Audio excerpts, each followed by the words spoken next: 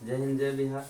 देखिए, बहुत ही महत्वपूर्ण प्रश्न है बोर्ड एग्जाम के लिए और आगे भी इसका प्रयोग आप कर सकते हैं। भारतीय कृषि के पिछड़ेपन के कारण एवं निदान, ये सब क्वेश्चन एकदम हमेशा आते रहता है। भारतीय कृषि के पिछड़ेपन के कारण एवं निदान, हमारे देश की कृषि व्यवस्था पिछड़ा हुआ है, इसके क्या कारण हैं और उसका उपाय भी बताना है कि कैसे हम इसे ठीक कर सकते हैं। तो भारतीय कृषि के पिछड़ेपन के जो कारण होंगे, लगभग बिहार की कृषि के भी पिछड़ेपन के वही कारण होंगे। हमारे देश के उद्योग के पिछड़ेपन के जो कारण होंगे, लगभग वही हमारे बिहार के उद्योग के पिछड़ेपन के कारण होते हैं। तो ऐसा दो, इसलिए हम मेन पॉइंट ही आपको बता रहे हैं। ये बहुत इंपॉर्टेंट क्वेश्चन है, हमेशा बोर्ड परीक्षा में आते रहता है। तो अब देखिए, हमारे भारतीय कृषि के पिछड़ेपन के क्या कारण है मुख्य, हम सभी पहलुओं पर नजर डालेंगे। तो सबसे पहले हम ये दिखा दूं कि क्वेश्चन कैसे लिखेंगे। ये जब परीक्षा में मेरा सवाल आएगा, मान लेते हैं सवाल नंबर 1 है, तो हम लिख देंगे ये क्वेश्चन तो हो गया भारतीय कृषि के पिछड़ेपन के कारण एवं निवारण बताएं। तो उत्तर जब लिखेंगे तो कॉपी लिखने का एक तरीका है कि प्रश्न संख्या 1। अब यह 1 लिख करके घेरते क्यों है, हर एक का कारण जरा समझने का प्रयास करिए। अब वहां मान ली किसी तरह का कोई अगर ऐसा हुआ 1 है 2 है, मान लीजिए 2 लिखा हुआ है, ठीक है, 2 लिखा हुआ है, तो इसके आगे हमको कुछ 1 लिख देना कोई बड़ी बात नहीं है, ठीक है। और ये प्रश्न संख्या ही गलत हो जाएगा और आपका उत्तर सीधा गलती हो जाएगा। इसलिए यदि आप इसे लिख के राउंड कर देते हैं या इसे तो ब्रैकेट के अंदर किसी भी तरह से अगर कर देते हैं तो इसमें कोई कुछ भी नहीं कर पाएगा। 1 को 2 नहीं, 2 को 3 नहीं, और यह कोई अंक नहीं जुड़ पाएगा, क्योंकि हर पहलू पर ध्यान देना बहुत जरूरी होता है। अब देखना है यहाँ पे कि भारतीय कृषि, अब जब हम कॉपी लिखते हैं, जब कॉपी लिखते हैं तो भारतीय कृषि, ठीक है, लिख के इसको, ये हम केवल इस क्वेश्चन, हम आंसर पेपर बता रहे हैं कि देखिए आंसर पेपर आप कैसे लिखिएगा। आंसर पेपर लिखने के लिए चलिए यहां पे हम क्वेश्चन लिख दिए। अब लिखे प्रश्न संख्या 2, इसको विवरण चिन्ह कहते हैं, भारतीय कृषि। अब क्या करेंगे, यहां जब आप फॉर्म उर्म भरते हैं तो देखिए ऐसे डॉट लाइन दिया हुआ रहता है, मतलब पिता का नाम, माता का नाम, छात्र का नाम, इस तरह से आपको दिया रहता है। ये लाइन लाइन पर ही होना चाहिए, जिस लाइन पर आप लिखते हैं, जैसे कृषि जिस लाइन पर लिखे ऊपर नीचे नहीं, एकदम उसी लाइन पर ऐसे, इसको लोप चिन्ह कहते हैं। ये हम सिंबल दे देंगे, ठीक है।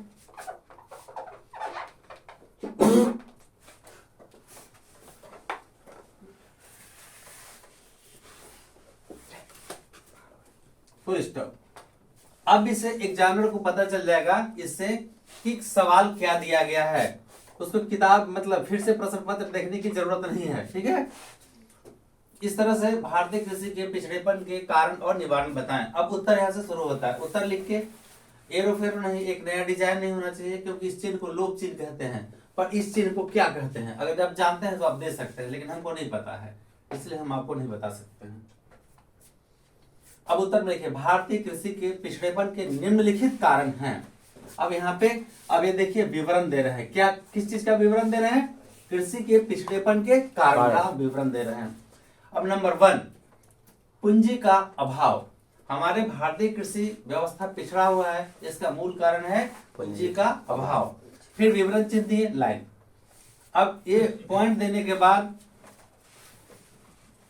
इसमें हम लिखेंगे कैसे, तो भारतीय, मान लीजिए कुछ लिखना है, लिखने के सब हमें बताते हैं, एक एक पॉइंट करके आपको बताएंगे, केवल ध्यान से देखिए और समझिए। पहले कॉपी लिखने का तरीका, भारतीय कृषि के पिछड़ेपन के सबसे महत्वपूर्ण कारण पूंजी का अभाव है। अब कैसे है उस सब चीज बताएंगे ऐसे लिखने के बाद। सबसे पहले जो हम लिखे यहाँ पे पूंजी का अभाव, इसको अंडरलाइन कर देंगे, ठीक है, ये अंडरलाइन करेंगे। अगर हम ये लाइन यहाँ लिखेंगे तो सट जाएगा, सटेगा तो राइटिंग अच्छा नहीं लगेगा, इसलिए लाइन को ही पूरा छोड़ दिए हैं। अब नीचे वाला लाइन में हमने लिखा। अगला पॉइंट है सिंचाई की समस्या, ठीक है, अगला पॉइंट है सिंचाई की समस्या। फिर लिख के फिर हम इसको विस्तार करेंगे, खेतों का उपविभाजन और उपखंडन, फिर लिखे, इसको हम लिख के विस्तार करेंगे, 2 लाइन 3 लाइन जो भी होगा हम इसको लिखेंगे, उसमें परिभाषा टाइप का जो भी होता है। अब यहां से हम सारे पॉइंट को आपको विस्तार करके और पूरा बता रहे हैं कैसे। अब ध्यान से देखिए, भारतीय कृषि के पिछड़ेपन के निम्नलिखित कारण हैं। नंबर 1, पूंजी का अभाव। सबसे पहले हमारे भारतीय किसान बहुत ही गरीब हैं, वो कहा जाता है भारतीय किसान के लिए कि भारतीय किसान ऋण में जन्म लेते हैं, ऋण में पलते हैं और ऋण में ही मर जाते हैं। इसका मुख्य कारण कहाँ से शुरू होता है? चलिए, सबसे पहले वो किसी तरह से मतलब पैसे की व्यवस्था करके फसल लगाते हैं, फसल लगाए और कहीं बाढ़ आ गया, कभी सुखाड़ आ गया, कहीं कोई अन्य कारण हो गया, कभी जानवर फसलें बर्बाद कर दिए, तो इस तरह से जो फसल में पूंजी लगते हैं उन्हें वापस नहीं हो पाता है। किसी तरह से फसल लगाते हैं और वो नष्ट हो जाता है। इस तरह से हम कह सकते हैं, या फिर उन्हें पूंजी तो लॉस हो गया, फिर वो कहाँ से लाएंगे, फिर कहाँ से कृषि कार्य करेंगे। जैसे एक कहानी में आपको दिया है 10th क्लास में, लक्ष्मी बेचारी के उसके पति बाहर रहते हैं, किसी तरह से वो कर्ज वगैरह लेकर के खेती करती है और फसल बर्बाद हो जाता है। तो इस तरह से कहा जाता है कि भारतीय किसान ऋण में जन्म लेते हैं, ऋण में पलते हैं और ऋण में ही मर जाते हैं। गरीबी उनका तो जीने का साधन है, गरीबी एक तरह से उनके जीने की व्यवस्था हो गया, साधन भी व्यवस्था भी है, क्योंकि अमीर वो उसकी अच्छी जिंदगी कभी वो देखते ही नहीं है। किसी न किसी कारण से सेठ साहूकार से कभी दब जाते हैं, कभी प्रकृति प्रकोप से दब जाते हैं। तो यहाँ सबसे बड़ा दिक्कत है, मतलब किसानों के सामने समस्या है पूंजी का अभाव। वो उनके पास पूंजी नहीं होता है कि उच्च क्वालिटी का बीज, खाद, उर्वरक का इस्तेमाल करके अपनी पैदावार को बढ़ा सके। तो पुराने सिस्टम से खेती करते हैं, पुराने बीज का इस्तेमाल करते हैं, जिससे अधिक पैदावार नहीं हो पाता है। तो इस तरह से हम कह सकते हैं कि पूंजी के अभाव के कारण भारतीय कृषि व्यवस्था पिछड़ा हुआ है। दूसरा है सिंचाई की समस्या। अभी तक सिंचाई की पूर्ण रूप से व्यवस्था है, देश डेवलप कर रहा है, आगे की ओर बढ़ रहा है, लेकिन फिर भी अभी हमारे सिंचाई की व्यवस्था अच्छी तरह से नहीं हुई है। बहुत सारे कृषि कार्य हमारे वर्षा जल पर निर्भर करते हैं। वर्षा होगी तो फसल रोपे जाएंगे, जैसे धान के फसल, धान के सीजन में इस बार भी देखा गया है। हम वर्तमान में 2023 की बात कर रहे हैं कि यहाँ वर्षा हुई तो फसल रोपा जा रहा था, वरना अगर ट्यूबवेल वगैरह से जमीन से पानी निकाला जा रहा था तो वहां पे गांव के लोग पानी के लिए तड़प रहे थे, तो जाके सरकार बोरिंग बंद करवा रही थी, पुलिस प्रशासन जाके बोरिंग बंद करवा रही थी ताकि लोगों का पेयजल संकट ना हो। तो इस तरह से देखा गया तो कहीं ना कहीं फसल में सिंचाई का सबसे बड़ा समस्या किसानों के साथ होती है।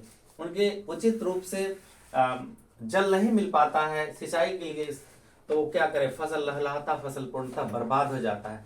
पूंजी तो लग गया उसमें, लेकिन जब फसल ही नहीं होंगे तो फिर पैदावार ही नहीं होंगे, तो फिर उनकी समस्याओं का समाधान कैसे होगा, अन्न की पूर्ति कैसे होगी, जो उनकी पूंजी लगे हो वापस कैसे होगा। तो सबसे बड़ा समस्या है सिंचाई की समस्या। कभी नहर में पानी आता है, कभी नहीं आता है, कभी वर्षा होती है, नहीं होती है। अब इस तरह से सिंचाई के लिए ट्यूबवेल वगैरह कहीं है, कहीं नहीं है। कभी कोई गरीब किसान है जो दूसरे पर आश्रित रहता है, पानी देगा तो खेत में पटवन होगा, नहीं तो नहीं होगा। इस तरह से हमारे भारतीय किसान पूर्ण रूप से हम कह सकते हैं कि सिंचाई की समस्या का सामना करना पड़ता है उन्हें। खेतों का उपविभाजन तथा उपखंडन, ये क्या चीज है, बहुत इंपॉर्टेंट है। खेतों का उपविभाजन तथा उपखंडन। अब क्या कहा जाता, देख, देश की जनसंख्या प्रतिवर्ष तेजी से बढ़ रही है, प्रतिवर्ष, प्रति मिनट, प्रति मिनट बढ़ रही है तेजी से। जब हम लोग पढ़ते थे उस समय आंकड़ा था 1 घंटे में, 1 सेकंड में 3 बच्चे का जन्म लेना और 1 मर जाना, 2 का जीवित रह जाना। तो अनुमान लगाएं कि देश की जनसंख्या क्या हो रही है।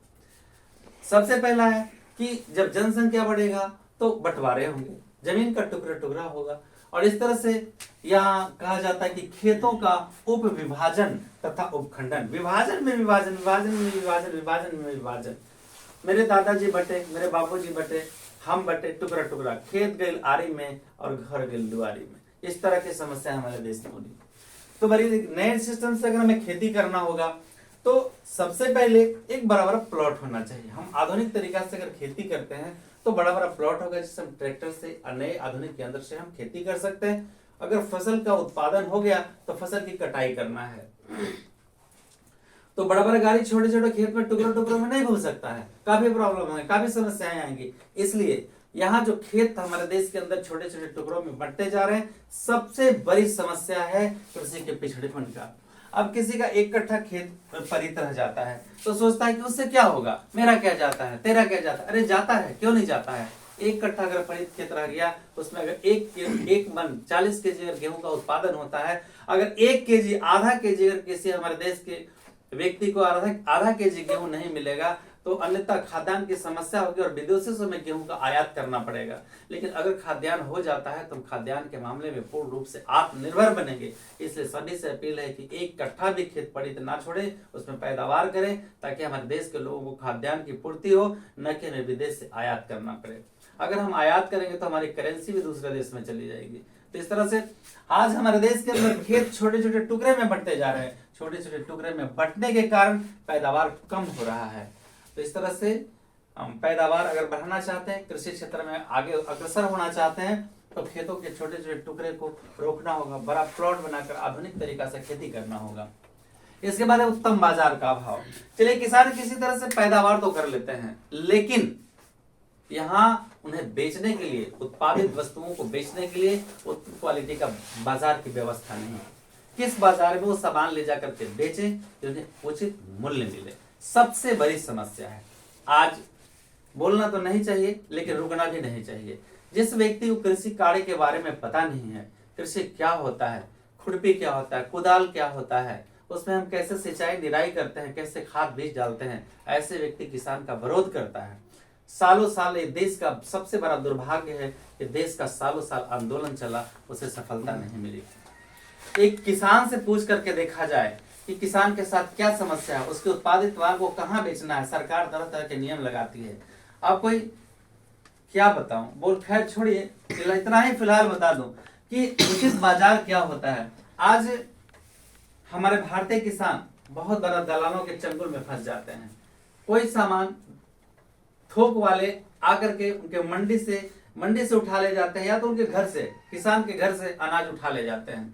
अगर वो हमें 1000 रुपए क्विंटल का भाव देते हैं, 2000 रुपए क्विंटल का भाव देते हैं, वही चीज अगर हम मार्केट में खरीदने जाते हैं तो हमको जाकर के वही 3000 से लेकर 3500 4000 रुपए तक मिलता है। बताइए बीच के बिचौलिए कितने पैसे खा जाते हैं। और यही चीज हमें जहां 2000 का हमें मिलना चाहिए, अगर हम मार्केट में ले जाते हैं, अगर हमें 3000 मिलता है, दलालों से बचाव होता है, तो हमारे देश की व्यवस्था कितनी सुदृढ़ हो जाएगी, हमारे किसान कितने मजबूत हो जाएंगे। लेकिन सबसे बड़ा दुर्भाग्य है कि हमारे देश में ऐसी व्यवस्था नहीं है कि किस जगह पर हम सामान को ले जाकर के बेचे, उत्पादित माल को बेचे, जिससे किसानों को लाभ पहुंचे। बीच में बिचौलिए ही खा जाते हैं। जैसे आज कृषि आंदोलन हमारे किसान ने किया है, ये बीच के बिचौलिए ही सिस्टम थे। जैसे उद्योगपति क्या करते हैं, हड़प लेते हैं गरीबों को, मजदूरों का शोषण करते हैं, उसी तरह से जो किसान आंदोलन चला था, अगर किसान आंदोलन नहीं चलता है, नहीं रोका जाता, तो गरीब लोग मर जाते, किसान मर जाते, उनको जीना नहीं पड़ता, आत्महत्या करना पड़ता, क्योंकि उनके सामान कम कीमत पर खरीद करके हम लोगों तक अधिक मूल्य पर पहुंचाता। वो भले वो किसान ही क्यों ना खरीदे, उसे भी वो अधिक मूल्य पर मिलता। तो इस तरह से जो व्यक्ति जिस क्षेत्र में जानता हो, उसी क्षेत्र में उसके हस्तक्षेप करनी चाहिए। कैसे इनकलाब फिल्म में दिखाया गया कि अंगूठा छाप शिक्षा मंत्री, उसे पता ही नहीं है तो क्या करेगा। उसी तरह से जो किसान है, किसान के दुनिया में जानता है, किसान से उठ करके गया है, गरीबी से उठ करके गया है, ऐसे लोगों को कृषि क्षेत्र का मंत्री बनाया जाना चाहिए, उनकी बातें सुनना चाहिए। अगर कोई सेना का अधिकारी रक्षा मंत्री बना देते, ये तो सुने कि सेना का अधिकारी रक्षा मंत्री है, वो जानेगा उसके बारे में। जिसको रक्षा के बारे में जानकारी ही नहीं है, ऐसे लोगों को रक्षा मंत्री बनाने से देश कभी चलने वाला नहीं है। आइए देखते हैं यहाँ पे उत्तम बाजार का व्यवस्था। तो जो हमारे किसान माल का उत्पादन करते हैं, उनको बेचने के लिए ऐसी व्यवस्था होनी चाहिए तो उनका लागत और लाभ पूर्णतः मिल सके, बिचौलियों के फेर में ना पड़े, तभी हमारा देश का कृषि व्यवस्था सुदृढ़ होगा। अगला है उत्तम बीज का अभाव। आपको पहले ही बता चुके हैं कि भारतीय किसान ऋण में जन्म लेते हैं, ऋण में पलते हैं और मर जाते हैं। कैसे? ऋण में जन्म लेते हैं, पैसे लिए, कर्ज लेकर के उन्होंने फसल लगाया, फसल बर्बाद हो गया। ऋण में जन्म लिए, ऋण में किसी तरह कर्ज भरते, कर्ज भरेंगे, अभी पैदा हुआ, कर्ज भरेंगे, कर्ज भर देंगे, भराता नहीं है, रह जाता है और अंत में मर जाते हैं, उनके बच्चे पर पड़ जाता है वो कर्ज। इस तरह से भारतीय किसान ऋण में जन्म लेते हैं, ऋण में पलते हैं और ऋण में ही मर जाते हैं। इनको देखने वाला कोई नहीं, कोई सरकार, कोई ऐसी व्यवस्था नहीं है कि उनके पीठ थपथपाए कि इस बार अच्छा पैदावार हुआ है। इन सारे पहलुओं पर हम लोग टिप्पणी करेंगे। उत्तम बीज का अभाव। अब देखिए, अब नई व्यवस्था के अनुसार हमारे देश के अंदर कृषि अनुसंधान होता है। कृषि अनुसंधान में नए बीजों का, नए वैरायटी के बीज का, हाइब्रिड का उत्पादन किया जाता है। अब हमारे किसान के पास पैसे नहीं रहेंगे तो वो कैसे उत्तम क्वालिटी का बीज खरीद करके अपने बीज लगा करके फसल का उत्पादन करेंगे। उनके पास पैसे का अभाव है, तो क्या करता है, पुराने ही बीज को रख देता है और फिर वो बीज को फिर से पुनः लगाता है खेत में, और उनकी अच्छी फसल नहीं हो पाती, अच्छी पैदावार नहीं हो पाती है और उनका बहुत ज्यादा नुकसान होता है। तो अगर हमारे किसानों के पास उत्तम क्वालिटी का बीज उपलब्ध हो जाए, सबसे पहले पूंजी मिल जाएगा। उत्तम क्वालिटी का बीज भी नए नए लोगों को और चाहिए, इस पर रिसर्च करें, अनुसंधान करें और उच्च से उच्च क्वालिटी का बीज उत्पादन करें और हमारे किसानों को सुगमता से उपलब्ध कराएं, तब हमारा देश का कृषि व्यवस्था काफी सुदृढ़ होगा और हम आत्मनिर्भर बनने की कोशिश करेंगे। एक समय आया था हमारे लाल बहादुर शास्त्री ने, जब 1965 में युद्ध हुआ तो अमेरिका बोला कि हम ये खाद्यान्न नहीं देंगे, गेहूं नहीं देंगे, तो हमारे लाल बहादुर शास्त्री जय जवान और जय किसान का नारा दिया।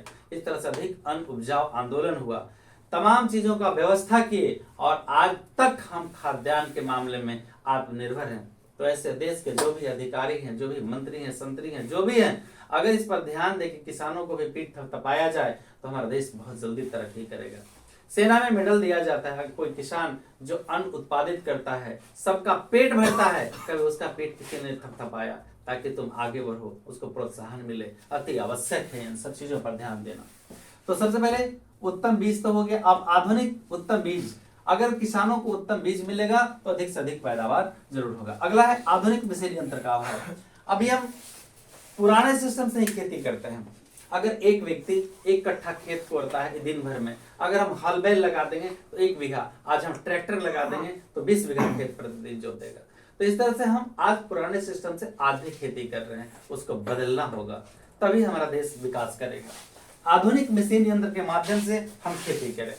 अब देखिए, पहले हल बैल से, कुदाल से खेत का जुताई होता था और आज क्या है, अब ट्रैक्टर से होता था। तो ट्रैक्टर 9 फार का ट्रैक्टर होता है, ट्रैक्टर जोत रहा है खेत को, अब उसमें क्या होगा कि उसमें घास फंस जाएंगे। जब घास फंस जाएंगे तो उसको निकालो, बहुत सारे प्रॉब्लम था। लेकिन अब क्या है, निकल गया है कंबाइंडिंग मशीन। तो कंबाइंडिंग मशीन में क्या होता है ना, वो कंबाइंडिंग में पूरा वो घास को टुकड़ा टुकड़ा कर देता है, ऐसा ही होता है। हाँ, तो सब चक्का टाइप का लगा होता है, पूरे घास को टुकड़ा टुकड़ा टुकड़ा टुकड़ा कर देता है। अब बताइए, ये नया क्वालिटी का अगर हम ये इस्तेमाल कर रहे हैं, आधुनिक मशीन यंत्र ये इस्तेमाल कर रहे हैं, तो घास कट के वहां पे सड़ जाएगा, सड़ने के बाद वो काम करेगा खाद का। अब खाद जानिए, खाद और उर्वरक अलग अलग होता है। आप जो खेत में कहते हैं जा रहे, कहाँ गए, तो बाबूजी खाद छींटने गए खेत में, तो खाद छींटने नहीं गए खेत में। सच्चाई ये है कि उर्वरक डाल रहे हैं, उर्वरक अधिक अन्न उपजाने का साधन। लेकिन हम लोग क्या, वो जब पत्तियां सड़ जाएंगे तो वो खाद बन जाएगा, कंपोस्ट बन जाएगा। और ये पेड़ के सड़े गले पत्ती, खाद वगैरह ये सब जब डालते हैं, खाद क्या बोलेंगे, गोबर वगैरह डालते हैं, तो ये सब खाद कहलाता है। और जो कंपनी, जो फैक्ट्री से बना हुआ जो सामान आता है हमारे पास खाद के लिए, वो सब क्या कहलाता है, उर्वरक कहलाता है। तो यहाँ पे मेरा पॉइंट है आधुनिक मशीन यंत्र का अभाव। तो सबसे पहले हम आधुनिक तरीका से खेती करेंगे, आधुनिक मशीन यंत्र के माध्यम से खेती करेंगे। ट्रैक्टर हुआ जुताई के लिए, कटाई के लिए नया नया मशीन आ गया है। अब मान ले, अब मौसम विभाग बताता है कि 2 दिन बाद काफी वर्षा होने की संभावना है, फसल आपका पक करके तैयार है, तो क्या अगर वर्षा हो जाएगी तो फसल बचेगा, सब बर्बाद हो जाएंगे। लेकिन नए सिस्टम जब हम लगाएंगे तो रात पता चलेगा 2 दिन बाद होने के, तो हम 24 घंटा के अंदर पूरा फसल काट लेंगे। कैसे, नए नए मशीन से। वो आया खेत में लग गया, पूरा गेहूं का गेहूं पूरा सब काट के रख देता है, पूरा धान पूरा ससुर के सब रख देता है, तो मेरा फसल बर्बाद होने से क्या हो गया, बच गया। तो इस तरह से हम नए आधुनिक यंत्र का हम इस्तेमाल करेंगे। अगर हम आदमी से काटेंगे तो कितनों जन लगा देंगे तो पूरा फसल कट के संभव है कि घर में आप वापस आ जाएगा, नहीं, खलिहानी में ही सड़ सकता है। पहले जब हम लोग छोटा थे तो खेती होता था, तो लाए बोझा रखे हुए, पूरा बारिश हो गया, सब भीग गया, उसको सुखाते रहो, काटते रहो। लेकिन आज सिस्टम नहीं है, एकदम मशीन खेते में लगा देंगे, पूरा फसल हमारा गेहूं सीधा बोरा में कसा के घर अपना लेके चले आइए, धान लेके चले आइए, एकदम बहुत अच्छा सिस्टम हो गया। तो हमारे देश की कृषि व्यवस्था को सुधारने के लिए आधुनिक मशीन यंत्र का इस्तेमाल करना अति आवश्यक है। ठीक है, आप पहले पानी का भी एक तरह से आधुनिक मशीन यंत्र में पानी का भी जितना चाहिए, जितनी मात्रा में खेत को यानी पौधों को, उसको छिड़काव कर देते हैं नए सिस्टम से। अब पहले पूरा खेत दहा दिया, 10 घंटा में पट रहा है, डूब गया, बीज सड़ गया, तो अब ऐसा नहीं, ऐसा सिस्टम चल गया आधुनिक मशीन यंत्र में कि पानी का छिड़काव करेंगे। आपको पानी का स्प्रे, मतलब कि कीट पतंग परेशान कर रहा है तो मैं स्प्रे करने के लिए एक अच्छा बैटरी वाला पीठ पर ला देगा, बैटरी चालू कर देगा, इसे पूरा स्प्रे कर दिया, दिन भर में जाने 20 बीघा खेत में स्प्रे कर देगा। तो इस तरह से हमको हर क्षेत्र में चल करके कृषि कार्य में उन्नति के लिए हमको आधुनिक मशीन यंत्र का इस्तेमाल करना होगा, जिसका अभाव पाया गया है। अब अभाव, किसान हमारे गरीब हैं, वो कहाँ से लाएंगे ट्रैक्टर? सरकार इसको प्रोत्साहन दे, उनको मनोबल बढ़ाए कि भाई तुम बिना ब्याज के लो और आहिस्ता आहिस्ता हमारे ऋण को चुका दो। स्प्रे मशीन 5-6 हजार का आता है, किसान के पास नहीं होगा। तो यहाँ कहीं ना कहीं अगर साधन है तो पैसे का अभाव है, और कहीं कहीं साधन का भी अभाव है। उच्च क्वालिटी का मशीन नहीं मिल पाया, वहां तक नहीं पहुंच पाया है। अब मान ले बम्बई में, आज बम्बई में लड़कियां कार चलाती हैं, ठीक है। अब गांव में अगर लड़कियों को कार चलाते देखा जाए तो आज अरे बाप लड़की कार चला रही है, ओ लड़की बुलेट चला रही है। बम्बई से आज हम 20 से 25 साल मेरे गांव पीछे है, महानगर से नगर 20 साल पीछे है, और महानगर से नगर मेरा 20 साल पीछे है, और नगर से गांव मेरा 20 साल पीछे है, यानी लगभग 40 साल का अंतराल है। होता है नहीं? आज अगर कोई शहर के तरफ, यहाँ मान ले हम लोग नगर में रहते हैं, तो नगर में लड़कियां गाड़ी चलाती है, बाइक चलाती हैं। अगर गांव में चले जाए, अरे बाप रे बाप लड़कियां बाइक चला रही है, अरे बाप रे बाप रे बाप, देखने वाला भीड़ लग जाए। कौन सा आश्चर्य है? बेटा और बेटी को जन्म हमने दिया, फिर फर्क हमने ही किया, इसे मिटाना होगा। आइए देखते हैं। तो नए मशीन यंत्र का इस्तेमाल कर हम खेती में पैदावार को बढ़ा सकते हैं। पुराने यंत्रों से खेती करना, आज हमारे यहाँ पुराने यंत्र से ही खेती हो रहे हैं। अब पूंजी के अभाव में नया यंत्र खरीद नहीं रहे हैं। अब नया यंत्र नहीं है तो पुराने तरीका से खेती करेंगे, पुराने तरीका से फसल की कटाई करें, पुराने तरीका से निराई करेंगे, तो इन सब से हमारा खेत में पैदावार कम होता है। तो सबसे पहले इन चीजों पर ध्यान देना होगा। अगला है बाढ़ एवं सुखाड़। देखिए कितना पॉइंट गिराया जाए। अब फसल पक के तैयार है, प्राकृतिक प्रकोप लगा, बाढ़ आ गया, कभी सुखाड़ पड़ गया, वर्षा ही जैसे कैसे बताए कि खेत से भूमि से पानी नहीं निकालना गर्मी के दिन में, फसल मेरे एकदम लहलहा रहा है। अब बताइए लहलहा के जल जाएगा, जब पानी नहीं देंगे तो क्या होगा? फसल क्या हो जाएगा? जल जाएगा। अब पानी अंदर से नहीं निकालो, अंदर से निकालेंगे, भूमि जलस्तर गिर गया है। तो इन सारे पहलुओं का कहीं ना कहीं कारण हम ही है। जब भूमि जलस्तर गिर ही जाएगा तो फिर हम पानी पिएंगे नहीं तो बचेंगे नहीं तो फिर फसल का क्या होगा? तो बहुत सारी समस्याएं हैं किसानों के सामने। सबसे बड़ी समस्या बाढ़ और सुखाड़। कभी ऐसा होता है कि फसल तैयार है, बाढ़ आ गया, सब डूब गया, सुखाड़ पड़ गया। अब फसल एकदम तैयार होने वाला है, 1-2 पानी पड़ने के बाद गेहूं हो जाएगा, धान हो जाएगा, लेकिन क्या देखते हैं कि वो सब सुखाड़ पड़ गया, पूरा सूख गया। तो फसल क्या हो गया? बर्बाद हो गया। तो हमारे कृषि के पिछड़े के कितने कारण बताऊं। अगला पॉइंट ये हो गया। अगला शिक्षा का अभाव। अब देखिए, अब पढ़े लिखे लोग अगर कृषि कार्य करते हैं तो अच्छा बताइए, देश की सबसे बड़ी विडंबना है कि पेट भरने वाला अगर कोई आपके पास आ जाता है कि भाई शादी करना है, तो पहले लोग देखते हैं कि कितनी इसकी औकात है, करता क्या है, देने वाला पार्टी है या नहीं है। देखिए कैसे जुड़ा हुआ है। अगर बोले कि एक किसान है, देखिए जिस तरह से लोग अपने माँ बाप से दूर हो जाते हैं, जिस गरीब माँ बाप पढ़ा लिखा करके बच्चे के जीवन को संवारता है, उसके भविष्य को बनाता है, उसी माँ बाप को लोग माँ बाप कहने से भूल जाते हैं जब बेटा किसी रैंक पर पहुंच जाता है, ऑफिसर बन जाता है। मैंने तो यहां तक सुना हूं कि अपने बेटा को, माँ बाप को नौकर कह दिया लोग। एक कैसी हमारे देश की विडंबना है। तो सबसे पहले देखिए शिक्षा। अगर एक शिक्षित किसान रहेगा तो हमारे देश की पैदावार में उन्नति निश्चित रूप से होगा। अब वो कैसे? आप सोचें कि पढ़े लिखे खेती कर रहा था, पढ़ने का क्या जरूरत है? अगर मेरे किसान पढ़े हुए हैं, भारतीय किसान पढ़े लिखे होंगे, आप लोग पढ़ लिख करके अगर खेती कार्य करेंगे तो नया तरीका से खेती करेंगे, मॉडर्न तरीका से, आधुनिक मशीन यंत्र इस्तेमाल करेंगे, उच्च क्वालिटी का बीज इस्तेमाल करेंगे, अपने आप के अंदर धैर्य रखेंगे। अब उस माल को हमको किस जगह बेचना है, कहाँ ले जाना है।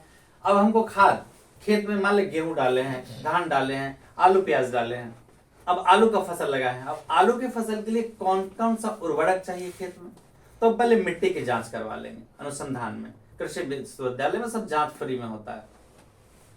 ले जाएंगे, मिट्टी में जांच कर लेगा, बोले भाई आलू के लिए अगर पोटास और सल्फर चाहिए, ठीक है, पोटास सल्फर चाहिए, तो वहां पे देखेंगे कि मान ली खेत में मेरा पोटास मौजूद है, तो हम पोटास क्यों डालते हैं? पोटास पीएच मान में निकाल के कहा कि पोटास है इसमें, तो पोटास है तो क्या डालना होगा आपको? सल्फर डालना होगा। केवल हम सल्फर डाल देंगे, पोटास का मेरा पैसा बच गया। लेकिन सल्फर डालो, पोटास डालो, यूरिया डालो, सब डालो। तो जिस चीज अब खाए, जैसे भोज में प्लेट लीजिए ना, खा लीजिए ना, अरे भैया खाए उसे खिलाइए ना।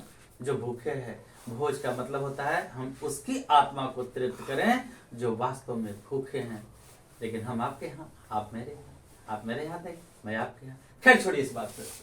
शिक्षा, अगर एक शिक्षित किसान रहेंगे तो हर कुछ फसल में कौन सा पौधा लगा है, उसको कितनी मात्रा में खाद चाहिए, कितनी मात्रा में पानी चाहिए, कब चाहिए, कितने दिनों पर चाहिए, फसल की कटाई कितने दिनों में करनी है, कौन सा फसल लगाए कि कम से कम समय लेकर के जल्दी से तैयार हो जाए। तो एक शिक्षित किसान ही सब कार्य करेंगे तो फिर हमारे देश की पैदावार क्या होगा, बढ़ेगा।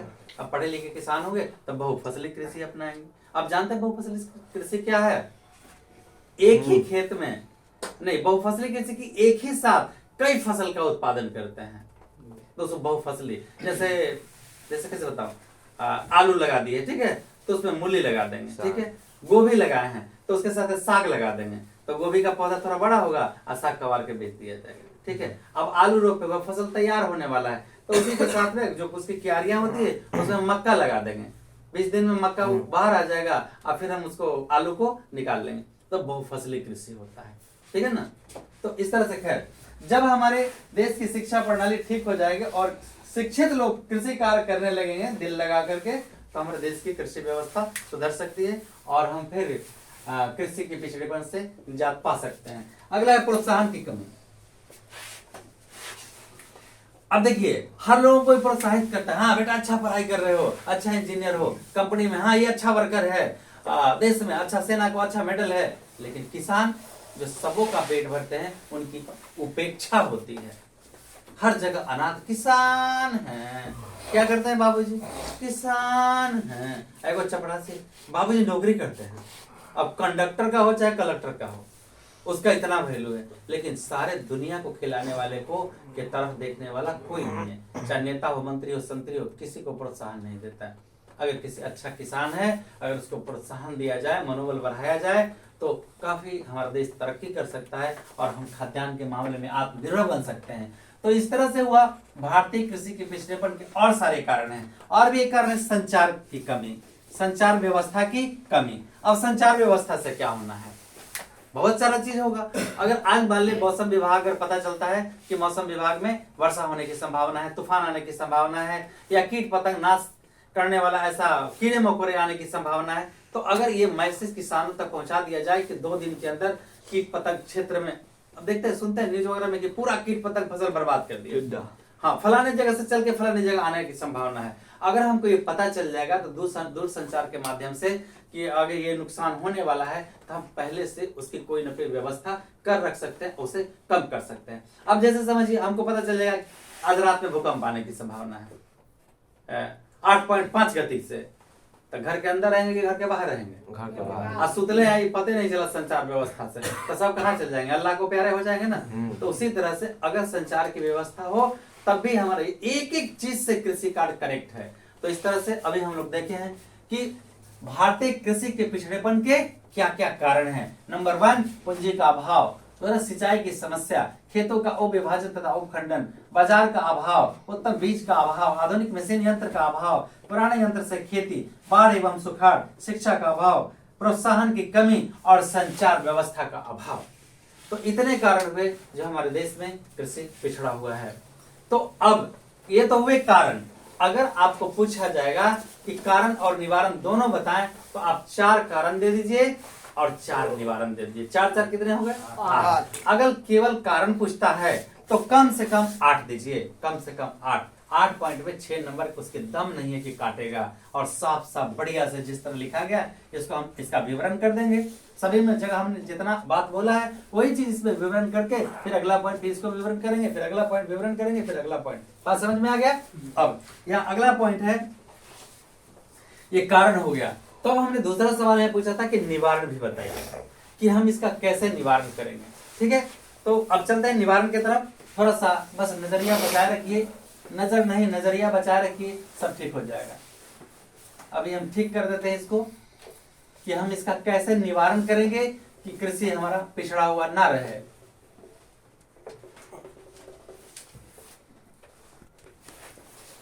अब एक तो प्रश्न हो गया कि भारतीय कृषि के पिछड़ेपन के कारण बताएं, अब निवारण बताएं, मतलब उसे क्या हम उसको कैसे कृषि को ठीक कर सकते हैं। तो अब लिखेंगे भारतीय कृषि के पिछड़ेपन के निम्नलिखित उपाय हैं, लिख के विवरण चिन्ह हमने डाल दिया। ऊपर हटा देते हैं क्योंकि ये प्रश्न तो आगे से चल रहा है ना, इसकी आवश्यकता नहीं है। ये तो प्रश्न मेरा चल रहा है, पन्ना पलट चुका है, ये उत्तर भी खत्म हो चुका है यहाँ से। अब आगे ये देखिए एकदम साफ साफ भारतीय कृषि के पिछड़ेपन के निम्नलिखित उपाय हैं या निवारण हैं। नंबर 1, पूंजी की व्यवस्था करेगा। सरकार को ऐसा पहल करना चाहिए कि हमारे किसान को कम से कम ब्याज दर पर या बिना ब्याज पर ऋण उपलब्ध कराए, जिससे वो अपनी कृषि कार्य को ठीक कर सके। सिंचाई की सरकार को चाहिए कि पहले सरकारी बोरिंग होता था जिससे किसानों को सिंचाई में पानी मिल जाता था, लेकिन आज देखिए शायद ही कहीं पर सरकारी बोरिंग होगा। स्टेट बोरिंग कहते थे उसको, याद है आप लोग को? कहीं देखे स्टेट बोरिंग कहाँ है? देखे एक जगह इधर भी था, तो सब उसका नामो निशान खत्म है। तो सरकार एक तरह से क्या बोले निष्क्रिय होते जा रहा है इस क्षेत्र में, कोई भी ध्यान नहीं है। तो सिंचाई की व्यवस्था करनी होगी। खेतों का बृहत आकार, जो खेत हमारे छोटे छोटे टुकड़े में बढ़ते जा रहे हैं उसको बड़ा पैमाना करना होगा, ताकि आधुनिक मशीन चला करके हम उस पर खेती कर सके और अधिक से अधिक पैदावार कर सके। उत्तम बाजार की व्यवस्था करनी होगी। अब जो माल उत्पादित करते हैं हमारे किसान, एक ऐसे बाजार की व्यवस्था की जाए जहां लेकर के जाए, बेचे और उन्हें क्रय विक्रय में अच्छे से अच्छे मूल्य मिल सके, किसी बिचौलिए किसी दलाल के फेर में ना पड़े, क्योंकि आज तो हर क्षेत्र में दलाली हो रहा है। तो फिर कृषि कहां से बच पाएगा? पढ़ाई लिखाई, विद्यालय, शौचालय, सब चीज में देखिए तो दलाली है। एगो दूगो दलाल रहता है, तो दलाले ही तो सारे खा जाते हैं, तो बाकी परिश्रम करने वालों को क्या मिलेगा? बस दलाले क्या सब कुछ होते रहता है।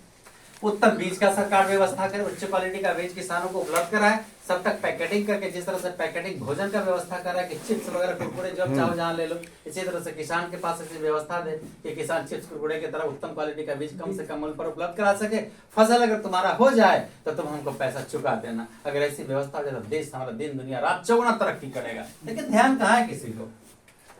आधुनिक मशीन यंत्र की व्यवस्था, तो आधुनिक मशीन यंत्र लेकर के अगर हम खेती करेंगे नए तरीके से, तो कृषि में निश्चित रूप से पैदावार वृद्धि होगी, अपार संभावनाएं भी होंगी।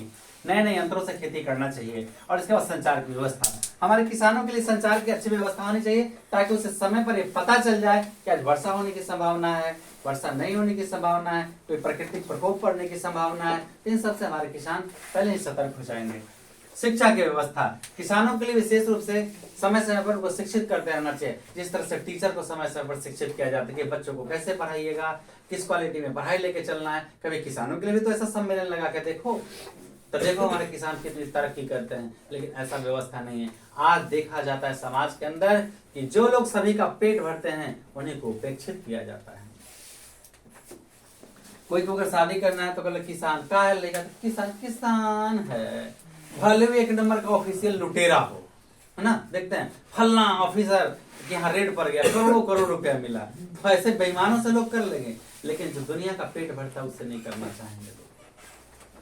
प्रोत्साहन की व्यवस्था, तो सरकार जो कृषि क्षेत्र में पैदावार करता है, अत्यधिक वृद्धि करता है, जो हमारे देश को रोटी दे रहा है, कभी इन लोगों को भी गांव गांव में आकर के देखा जाए, उन्हें प्रोत्साहित किया जाए। तो इस तरह से प्रोत्साहन लेने से, देखिए प्रोत्साहन एक तरह से मनोबल बढ़ता भी है, लेकिन कुछ लोग को ऐसा भी, आलोचना तो हर क्षेत्र में हुआ है, कुछ लोग ऐसा कि क्या प्रोत्साहन देने से बच्चे जैसे बच्चे अच्छे किए, फर्स्ट नंबर पर इनको प्राइज दिया जाए। तो कुछ लोगों का कहना है नहीं, ऐसा आलोचक कहते हैं, बड़े बड़े फिलोसफर के कई तरह से शोध करते हैं, कई तरह से सोचते हैं कि एक तरह से एक प्रोत्साहन के लिए पढ़ाई नहीं करें, पढ़ाई इसलिए करें कि ये अपने आप को सुदृढ़ करना है, देश को, समाज को, परिवार को, सभी को आगे बढ़ाना है। ऐसा सोच करके जो करेगा तो प्रोत्साहन। लेकिन फिर भी एक लगता है ना कि ये लड़का प्रोत्साहित हुआ, आगे बढ़ा, हम भी ऐसा करेंगे, मोटिवेट होता है। तो ऐसा चाहिए, किसानों के लिए भी ऐसी व्यवस्था सरकार को करनी चाहिए जिनसे उन लोगों को मनोबल बढ़े, क्योंकि ये हमारे देश के भाग्य विधाता हैं। जो खाना खिलाते हो क्या है, वो भाग्य विधाता है। सोना उगाते हैं, अपने देह को गला करके मलिन कपड़ों में लिपट करके फिर भी हमारा पेट भरते हैं। उन सभी को मेरा बहुत बहुत धन्यवाद। सत सत नमन। जय हिंद, जय बिहार।